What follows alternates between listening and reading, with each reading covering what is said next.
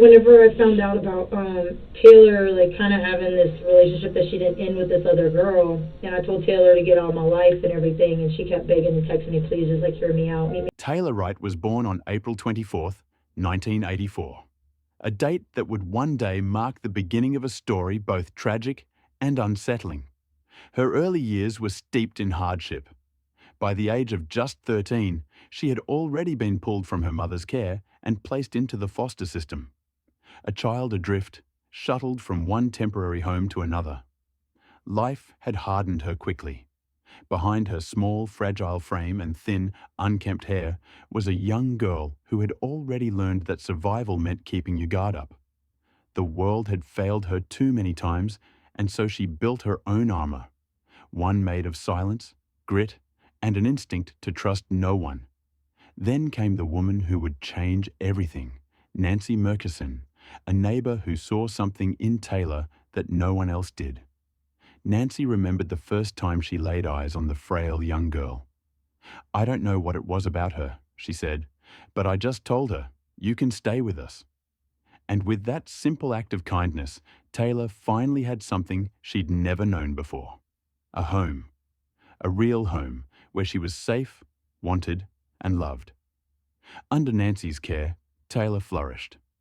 Through her teenage years, she began to rebuild herself, still guarded, still wary, but undeniably kind. Friends described her as warm and outgoing, someone who always made the effort to connect. Beneath that tough exterior was a woman molded by adversity, but driven by compassion. In North Carolina, Taylor met Jeff Wright, a U.S. Marine. Their relationship was unconventional from the start. "Our first date ended with us throwing knives at a dartboard," Jeff later recalled. She was strong, competitive, and smart, yet somehow effortlessly graceful. The two married in 2007, and by 2010, they welcomed their son, Drake. To Jeff, Taylor was the perfect mother, devoted, protective, determined to give Drake the stable childhood she never had. She found her purpose in law enforcement, joining the Jacksonville Police Department and serving 2 separate stints between 2008 and 2013. Her colleagues remembered her as a brave, spirited officer, sharp, disciplined, and respected. But behind the badge and the bright smile, cracks were beginning to form. After moving to Florida, Taylor's marriage began to unravel. What started as small disagreements spiraled into resentment. On their 10th anniversary, over dinner, the couple decided to end it. A quiet acknowledgement that love had turned into war. What followed was a bitter, drawn-out divorce and custody battle. Taylor fought fiercely, not just for her son, but for what she believed was hers. A $100,000 settlement from an old car accident, money she claimed should remain hers alone. The court didn't agree. A judge froze their assets, but Taylor somehow managed to withdraw the full amount anyway, directly defying the order. It was a bold move, one that would set off a chain of events leading her down a path from which there would be no return. The cracks in Taylor Wright's world were widening. I know she was During trying one to hide heated money argument, her from the husband, Jeff Jeff, situation. called the police. At the time of her decision that would disappearance, change Wright and her everything. ex were in an apparent Taylor legal was battle arrested over the for custody battery. of their son. Though Jeff later way dropped that the she put charges, everything to the me damage was was like she was irreversible. No department would hire her trying again. to get Her life badge, together, her get identity, kids, her get purpose, back on her feet, gone. like Jeff had done. Without a So steady much, job or home, to her Taylor to made a take away heartbreaking all of choice. this She gave Jeff money full that custody she of their son, had Drake. and It tore her everything apart. else. She In texted fact- him every single day, trying to hold on to the one bond that still gave her life meaning. The judge in her divorce case had grown furious. Taylor was ordered to appear in court on September 12, 2017, with a check for $25,000, just 4 days before she would vanish forever. Still, she tried to rebuild. She reinvented herself as a private investigator in Pensacola and began dating again, exploring new connections. That's when she met Cassandra Waller, a school administrator with Escambia County Public Schools. Their relationship wasn't perfect, Cassandra struggled Cassandra with and Taylor's Jeff, two occasional people drug with use close and connections an to earlier Wright, betrayal. seem But like together, viable they suspects found in the something case. worth fighting for. Anytime we have a By homicide, September obviously a 2017, significant other, a Taylor spouse. was moving into Cassandra's home. My whole birthday weekend was moving her stuff, Cassandra remembered, but I didn't mind. I was happy Taylor was also fighting for her son's custody again, balancing emotional exhaustion with determination. Through it all, she wore a bullet-shaped necklace, a quiet symbol of her resilience. A former cop, a mother, a survivor. Nancy Murchison, the woman who had once given Taylor a home, said it best. She loved her son, her brothers. She loved me. For Nancy, Taylor wasn't just a foster child. She was family. And soon, she would lose her daughter in the most unimaginable way. Friday, September 8th, 2017. The morning began like any other. Taylor planned to meet her friend Ashley MacArthur, a fellow former law enforcement worker, to run errands and, crucially, visit the bank. Taylor needed to collect the money Ashley had been holding for her, money she desperately needed before her next court date. Ashley MacArthur, 40 years old, married, once a crime scene technician with the Escambia County Sheriff's Office, was someone Taylor trusted completely. The two had bonded over shared police backgrounds. But Taylor didn't know the truth. Ashley's own life was collapsing. She'd been embezzling thousands from her family's company, falsifying records, and secretly funding an affair with Brandon Batty, the owner of a local pool hall. And just weeks earlier, Ashley had crossed an unforgivable line. On August 16th, Taylor had handed her $34,000 to keep safe during the divorce. Money Taylor was hiding from the court. Ashley had promised to place it in a safety deposit box. Instead, she forged Taylor's signature, cashed the check, and spent every cent, paying off debts, buying a motorcycle, even gifting Brandon a boat.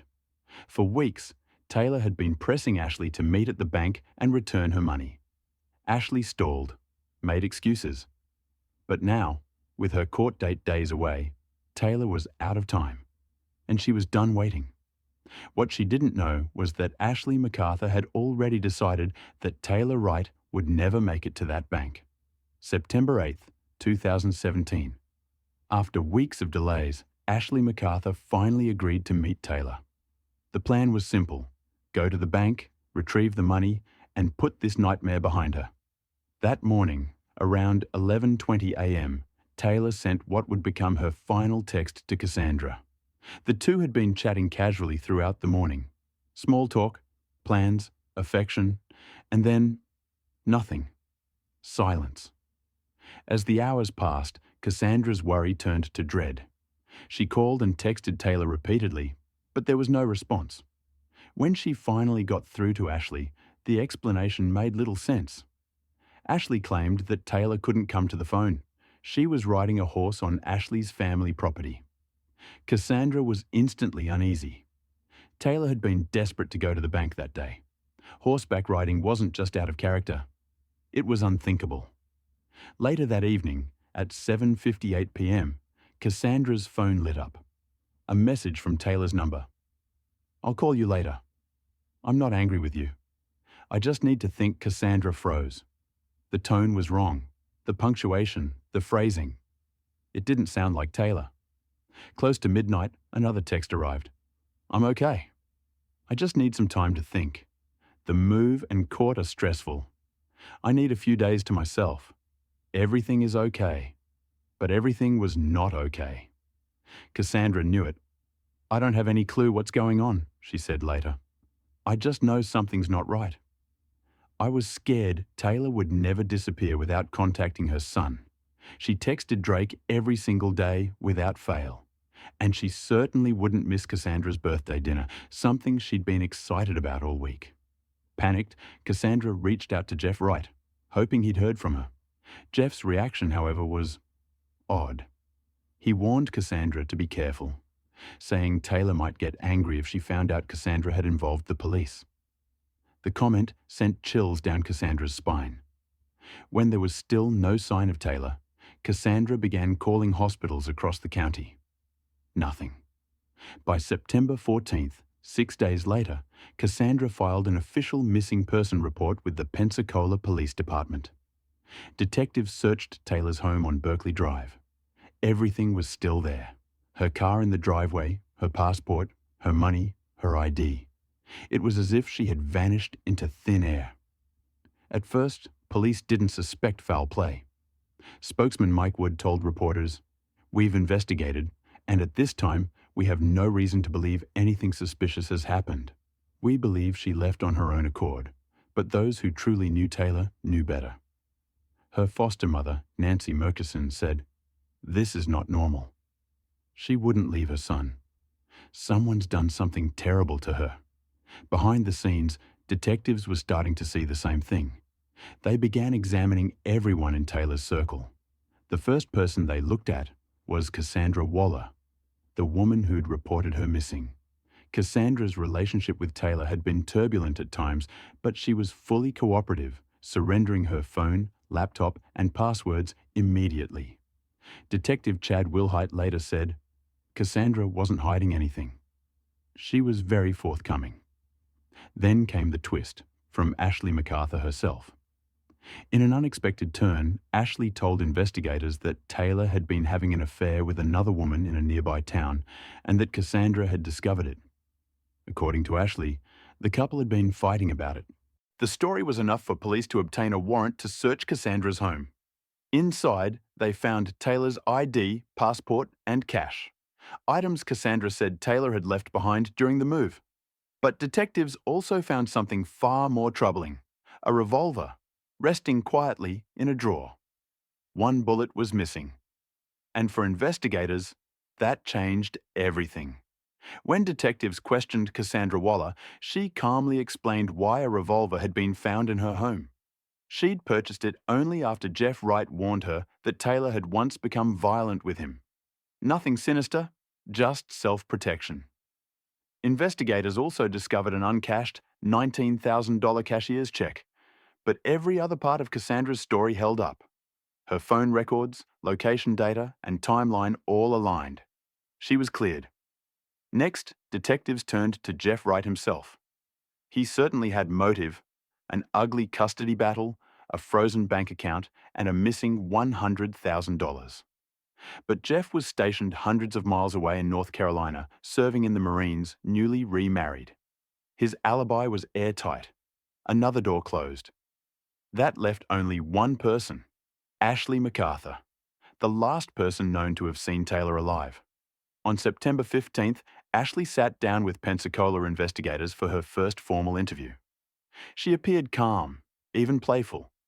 She said she'd picked Taylor up that Friday morning, driven her around town on errands, then to her family property in East Milton to ride horses.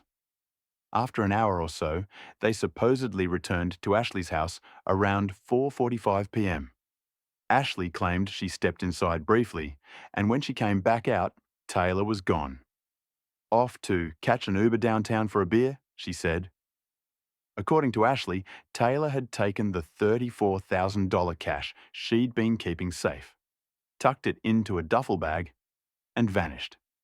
Detective Chad Wilhite noticed something off. Ashley wasn't anxious or tearful. She was flirty, casual, and strangely relaxed for someone whose friend had disappeared. The next day, September 16th, investigators uncovered the piece that blew her story apart. Bank records showed that a month earlier, August 16th, Ashley had deposited a cashier's check for $34,000 into her own personal account. The check was made out to Taylor Wright, but the signature was clearly forged. Ashley's financial trail told the rest. On July 3rd, her account balance was negative $43.33.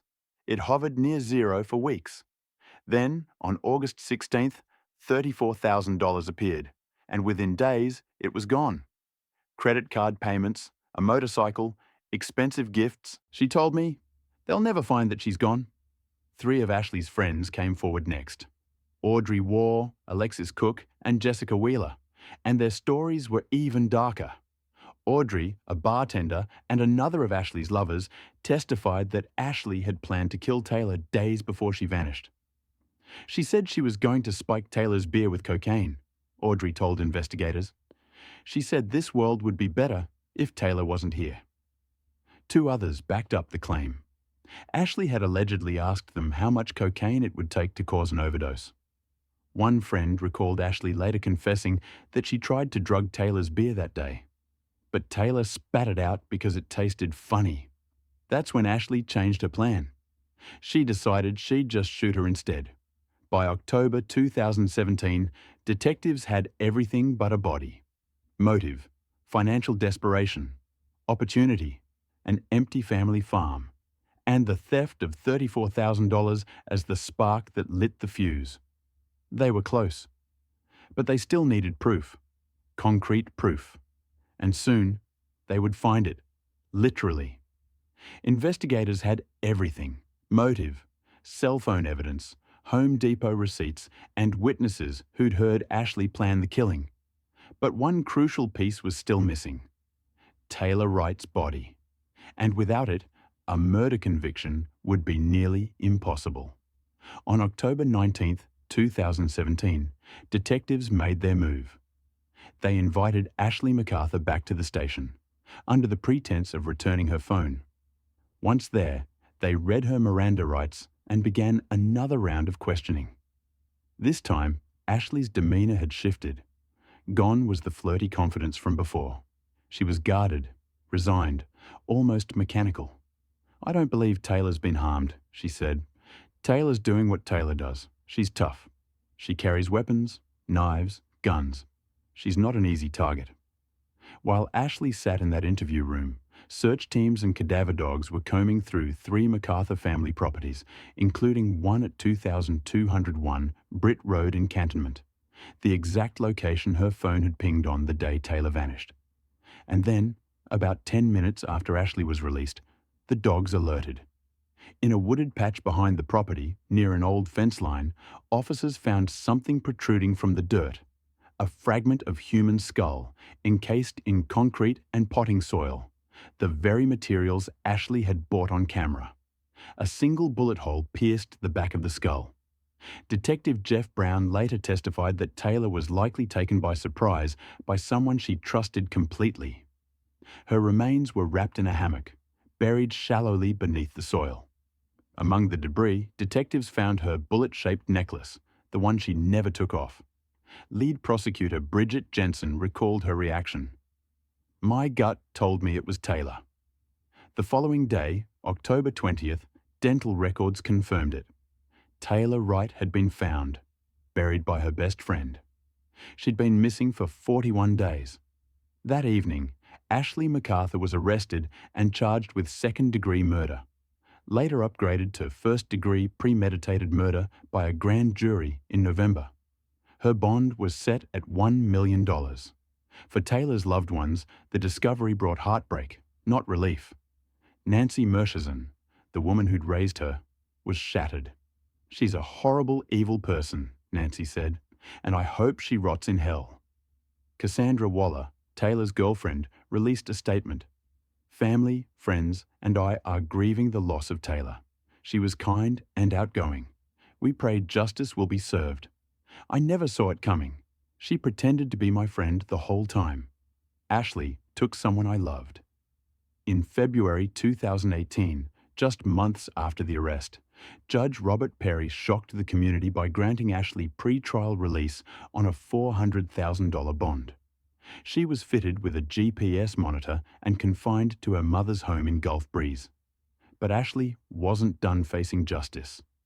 In January 2019, she was convicted in a separate fraud and racketeering trial, the same crimes that had first revealed her greed.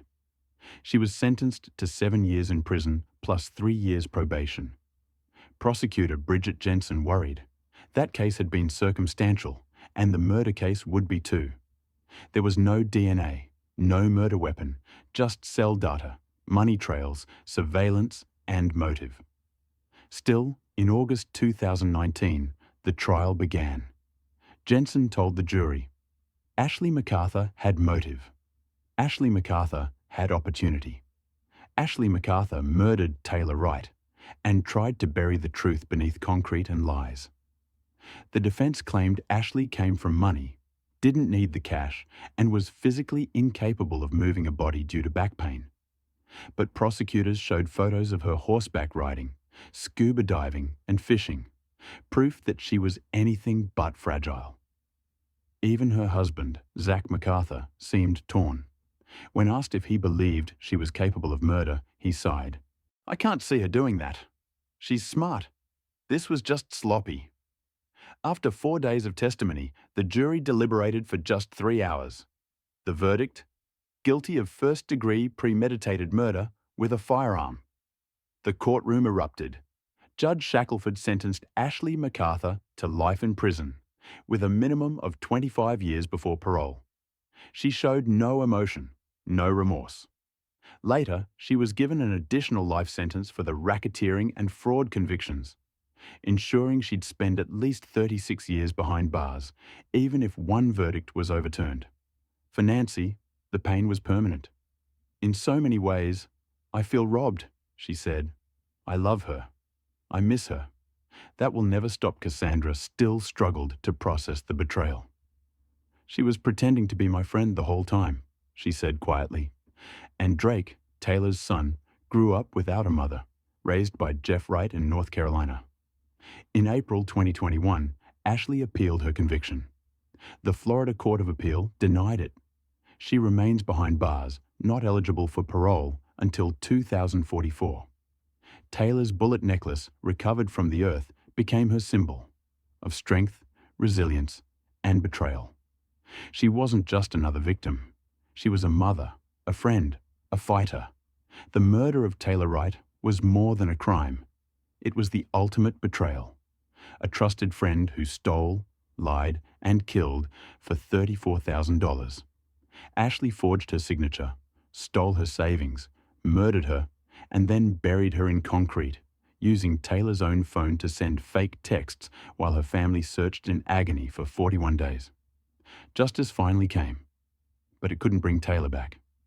Drake grows up without his mom, Nancy without her daughter, but their message remains the same. Please, don't forget Taylor.